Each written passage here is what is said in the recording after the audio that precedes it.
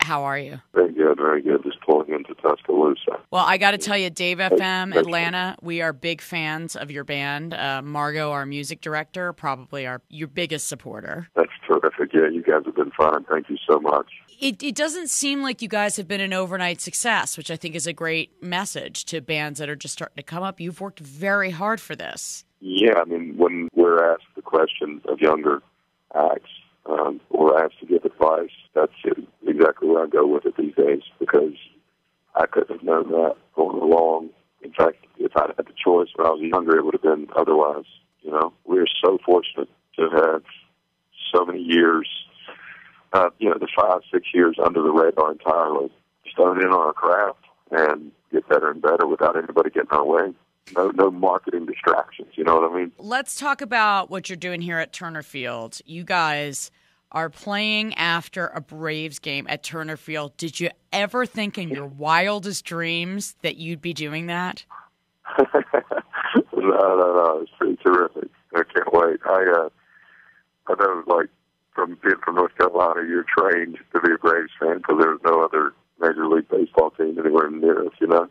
So that was it. So that's pretty cool. Are you guys going to go to the dugout and see some of the players? I mean, do you have an interest in doing that, or is it, all business? I think I have an interest in it, but I think we certainly are affected by the all business mentality.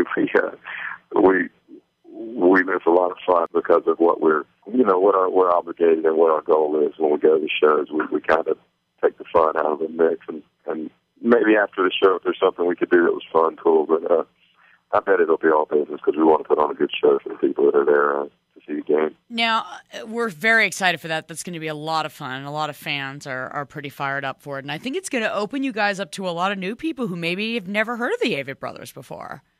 I think that's probably the case. I think that's probably true. The Grammys was an experience of that, where we've seen a lot of newcomers at shows and kind of filling in those seats that were empty before. They're getting filled with new fans that get turned on by things like that. And you can't take that stuff for granted. I think during those formative years for us, where we were not marketing anything or not really paying attention to any of that at all, and really not even having any faith in that sort of mentality, it's amazing what events like this can do. Meanwhile, for that type of notoriety and bringing people to it. There aren't a whole lot of empty seats at your shows. Not these days. So let's talk about more of that Bob Dylan and Mumford & Sons moment. What was that like when you got the call and they said, all right, you're going to go ahead and play with Bob Dylan? You thought what? About time. I'm just kidding. No, I'm just kidding. I think we're very close to his music, so there's a kinship there anyway.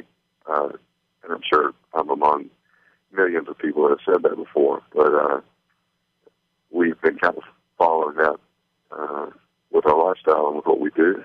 That's always been close to us. So to do it was, he's really most important when it comes to folk and probably rock as well.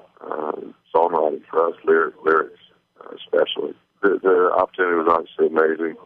It's silly to try to come up with words to describe how surreal that was, but the actual experience was really relieving, and it was terrific to see how hard he worked and how straightforward he was, and how gracious he was to us. He was very kind. It was awesome. Well, I got to say, as a viewer, seeing on two levels, seeing the Avett Brothers and another band like Mumford & Sons getting that national attention was so exciting. And then seeing the look on all of your faces, it really showed. Everybody really lit up when that was going on. Yeah, it was awesome. It was really, really terrific. We just had a blast. We worked really hard and we had a blast. Was there anybody at the Grammy Awards who you geeked out about meeting besides Bob Dylan? Somebody that may surprise us, like you saw Lady Gaga or, John Mayer? Well, as far as meeting, I was surprised that the Arcade Fire guys reached out and said, were very kind to us about our show and about us. And I don't know them or I know some of the music, and I admire the art, Okay, well, concepts and whatnot. that's pretty cool. But no, the thing that really blew me away wasn't a meeting; it was watching Mick Jagger perform. That was the biggest surprise and most awesome, inspiring moment of the night for me. Oh, that's so cool. That's so great. Well, now He's you guys the real deal, just the real deal. keeping it busy. Now, I know you started off in radio, so we just wanted to, should you ever want to, take a break and you want to do a couple of air shifts here, you're more than welcome to. Please let me. I just did some radio stuff the other day. I really, it's something that seems very interesting to me. Yeah, and art. I mean, what don't you do? I mean, I bet you're a good cook, too. When I apply myself, I think I view that a little bit too much as fuel, and try to keep that as modest as possible. But okay. I do enjoy that. It's definitely an art. Okay. Well, we are so excited to see you at Turner Field. That is going to be a great show. It's on April 10th, the Avett Brothers. And everybody will have a smile on their face because I think what you guys do is, even if you're not familiar with your music, I can feel like anybody would have fun at one of your shows. You guys are so passionate about the music, and we love that about you. That's great to hear. We can't wait to do it. We're looking forward to it. Well, we'll see you there.